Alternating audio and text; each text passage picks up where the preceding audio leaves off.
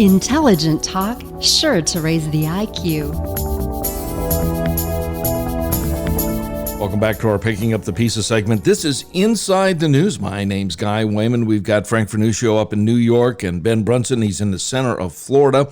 And he's a little bit sad because we've got a little bit of Walt Disney World that is shut down. Matter of fact, the whole place is shut down. And you know something, Ben, talking about the economy, the Mouse House, as we refer to it down here, that generates a lot of business, a lot of money for this economy, doesn't it, Ben? Well, it sure does. I live in Orlando, and I get to watch the fireworks at night, every night that come out of Disney. They've been quiet for a month now, and frankly, I didn't think I'd miss them that much. I'd like to see them back open because for Orlando, Disney and the tourist industry is, of course, the driving factor of our economy here, and it needs to reopen. I think Disney is about ready to go. I think there's discussions going on in the state of Florida how to reopen Disney World on a safe basis. And I think Disney's ready to handle that. So I expect positive news in that direction soon. All right. Now, we're going to, Ben started talking about the Flynn case here, and I want to get you in on this now, Frank, on Picking Up the Pieces, because the Flynn case is absolutely fascinating, the way that they kept intimidating him, blackmailing him. KT McFarlane, she was in on that as well, being intimidated by the FBI. And this is the deep state at its height. And when Ben was talking about it goes right to the White House, I believe that Susan Rice was a stooge. You could tell by the way she went on 5 different shows talking about the Benghazi incident. And this was all choreographed right out of the Oval Office, Frank. Well, it was.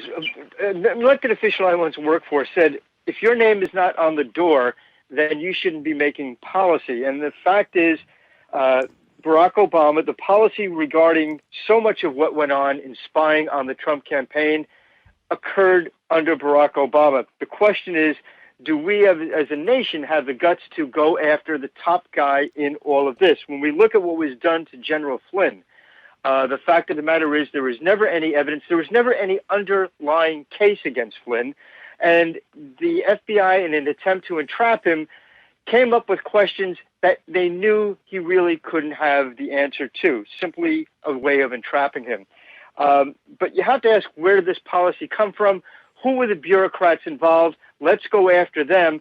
And then who appointed them and who directed this in the first place? Recall this occurred at the tail end of the Obama administration, which was rife with corruption. We look at someone like Lois Lerner in the Internal Revenue Service, who tried to knock down the Tea Parties. We look at Loretta Lynch, who used the Department of Justice to harass groups that disagreed with the president. This goes all the way to the top. The question is, do we as a nation have the courage to pursue this where it should really go?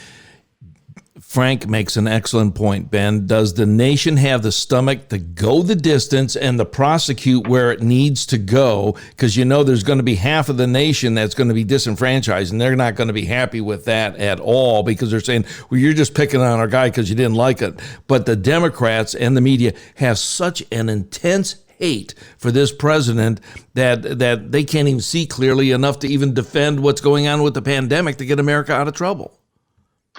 Well, I think Frank asked the right question, but my response to it is, well, let's start by going after the key actors first, who have yet to be held to account other than a couple of them losing their jobs.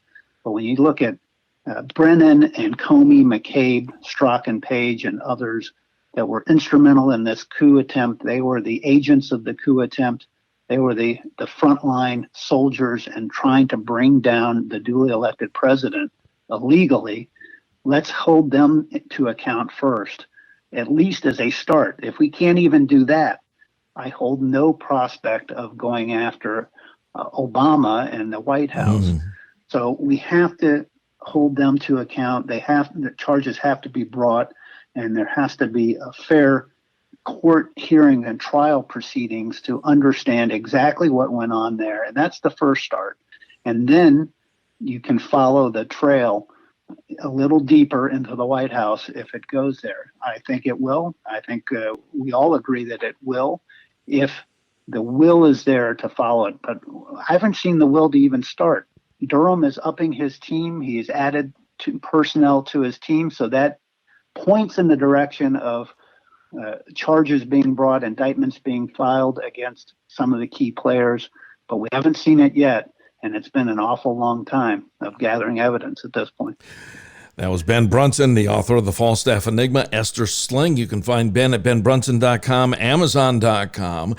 You can find Frank Vernuccio at usagovpolicy.com. He's the director of the American Analysis of News and Media. We are Wehman, Brunson, and Vernuccio Inside the News. You can find us at itnradio.com and our podcast at SoundCloud at WBV Inside the News. We'll be back.